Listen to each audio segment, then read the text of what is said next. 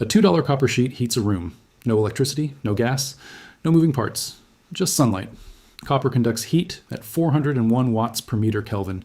That's the highest thermal conductivity of any affordable metal on Earth. Silver beats it at 429, but nobody's building a heating panel out of silver. The Department of Energy has tested this technology. They validated it. It works. And FEMA's building standards make it nearly impossible for you to mount one on your wall. A commercial solar thermal system costs $3,000 to $8,000 installed. This copper panel, $12 to $22 in materials.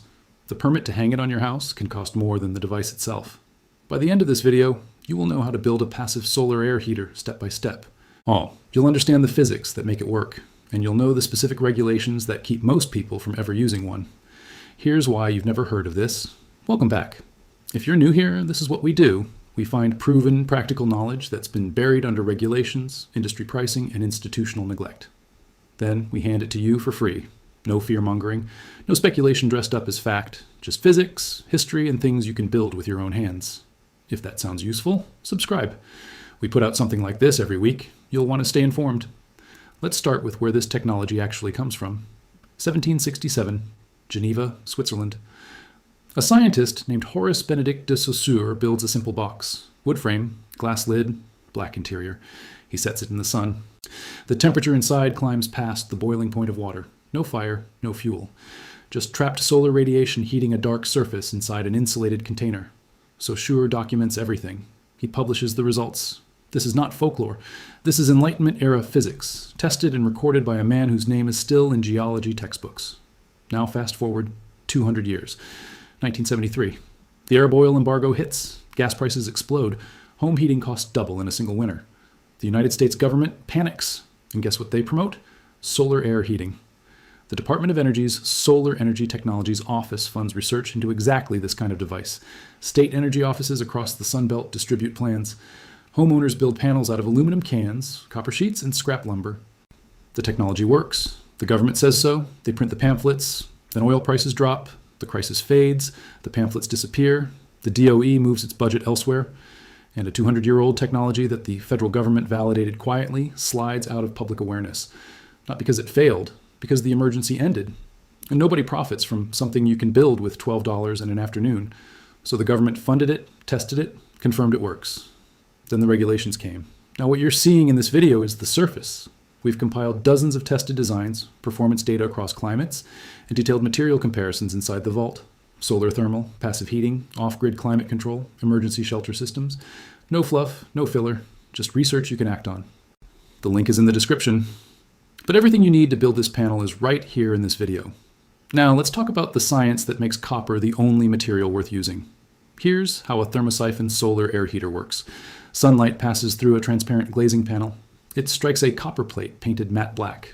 That black surface absorbs roughly 95% of the solar energy hitting it. The copper heats up fast, extremely fast, because copper's thermal conductivity is 401 watts per meter Kelvin. Aluminum, the next common choice, sits at 205. Copper transfers heat nearly twice as efficiently. As the copper plate heats, it warms the air trapped in the box behind the glazing. Hot air rises. It exits through a vent at the top of the panel into your room. As that hot air leaves, cooler room air gets pulled in through a vent at the bottom. This creates a continuous convection loop. No fan, no pump, no electricity. The sun drives the entire cycle. Physics does the work. The glazing acts like a miniature greenhouse. Sunlight passes through. Heat gets trapped. The absorber plate reaches surface temperatures between 150 and 200 degrees Fahrenheit on a clear day. That heated air flows into your living space at temperatures well above ambient. Think about what that means during a power outage. The Department of Energy has confirmed these performance characteristics. The military has used passive solar heating in expeditionary shelters. And a man named Gary Reza has spent decades testing DIY solar air heaters on his site, Build It Solar. He publishes actual temperature measurements, actual airflow data, actual cost breakdowns. His work is the most comprehensive independent testing source available for anyone building these devices at home. Everything he's found confirms what the DOE found. These panels work, so the science is settled. The DOE confirmed it. Independent builders have tested it for decades. Why isn't this on every south-facing wall in America? Because of how the system classifies it. Here's where it gets frustrating. FEMA's habitability standards and local building codes treat an exterior-mounted panel as a structural modification. That classification triggers permit requirements, inspections. In many jurisdictions, a licensed contractor. You're not just hanging a box on your wall anymore, you're modifying the building envelope. The permit process alone can cost $50 to $200 depending on your municipality. For a $12 device, the inspection scheduling can take weeks, and if your HOA has exterior modification rules, you may need approval from a review board before you even file. The commercial solar thermal industry operates comfortably inside this framework. Professional installation is their business model. A $3,000 to $8,000 system includes engineering, permitting, and labor. That's how they justify the price. A homeowner building a $22 panel out of copper and lumber threatens that entire value proposition, not for whole house heating, but for supplemental heat, for emergency heat, for the exact scenario where most people need it most. February 2021, Texas. A winter storm collapses the power grid. Natural gas infrastructure fails simultaneously. Millions of people lose heat in sub-freezing temperatures. The Texas Department of State Health Services later revises the death toll to 246 people. 246, the grid failed, the gas failed, the sun rose every single morning. It shone on south-facing walls across the state. A passive solar air heater requires no grid connection, no gas line, no electricity, just sunlight hitting copper. Now, I want to be precise here. I'm not claiming that regulations exist specifically to suppress this technology. What I am saying is that the regulatory framework, as it's written, creates barriers that functionally prevent most homeowners from deploying a device that costs less than a dinner for two. Whether that's intentional suppression or bureaucratic friction that nobody bothered to fix, the outcome is the same. People don't build them. And when the grid goes down, people die. Now let me show you exactly how to build one. If this is the kind of content that matters to you, hit subscribe. The build instructions are next, and we release something like this every week. Share it with someone who needs it. Before the build, let's be honest about what this device cannot do. It produces zero heat at night. On overcast days, output drops significantly. If the panel sits in direct sun with vents sealed, stagnation temperatures can exceed 200 degrees Fahrenheit. That is a fire risk. Never seal the vents while the panel is exposed to sunlight. This is a supplemental heater. It will not replace a furnace for a large home in a cold climate. It will heat a room. It will take the edge off. It will keep pipes from freezing. It will keep a family alive in an emergency. If you want heat storage overnight, pair it with thermal mass. Dark water containers or concrete blocks inside the room absorb daytime heat and release it slowly after sunset. Also, copper has scrap value. If you mount this outside, someone may steal it. Plan accordingly. With those understood, here's your build. Step 1. Build a shallow box frame from lumber. The depth should be 3 to 4 inches. This air gap is critical. Too shallow and airflow stalls. Too deep and the air doesn't heat efficiently. Use 2x4s or rip plywood to size. Step 2. Cut your copper sheet to fit inside the frame as the absorber plate. Oh, a single sheet from a hardware store or metal supplier runs $2 to $6 depending on gauge and size. Step 3.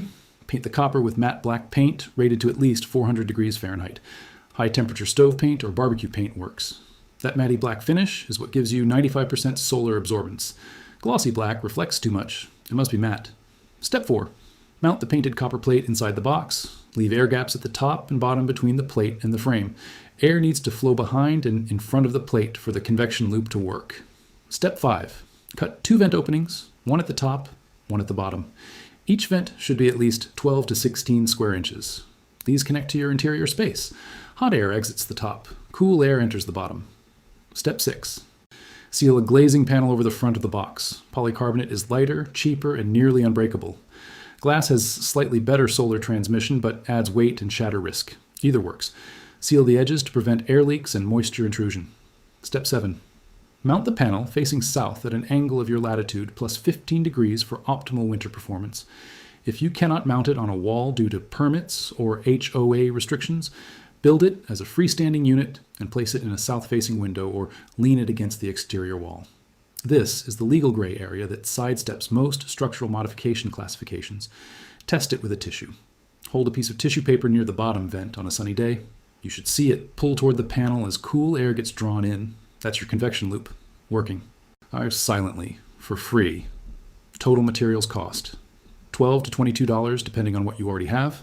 Copper sheet, lumber or plywood, matte black high temperature paint, polycarbonate or glass panel, screws, caulk. That's it. $12 to $22. Sunlight does the rest. A Swiss scientist proved this worked in 1767. The U.S. Department of Energy funded it in the 1970s. Independent builders like Gary Reza have tested and documented it for decades. Copper's thermal conductivity at 401 watts per meter Kelvin is not an opinion. It is a physical constant. And yet, the regulatory structure in most American municipalities makes it harder to hang this $12 panel on your wall than it is to install a $5,000 commercial system with a licensed contractor. 246 people died in Texas with the sun still shining on their south-facing walls. You now know what this device is.